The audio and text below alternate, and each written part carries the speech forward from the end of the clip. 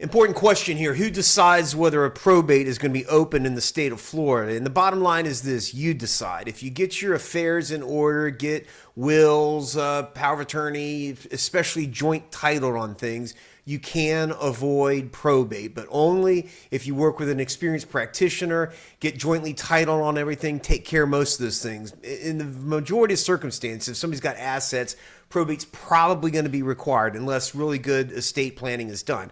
Bottom line is this: what probate is when you can't transfer the assets of a deceased to someone else because they're not titled properly.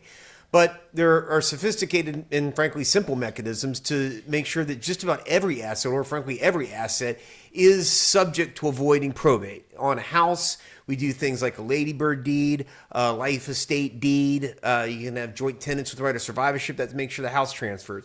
On every account, if dad's got 3-4 accounts, make sure mom's on there. They transfer on death.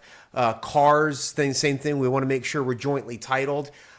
Digital assets, increasingly a problem. We got to make sure that trusted contacts are available so that when dad passes, mom passes, we can get access to accounts for things like social media. Digital currency is another big one. Other accounts that are out of state, out of country.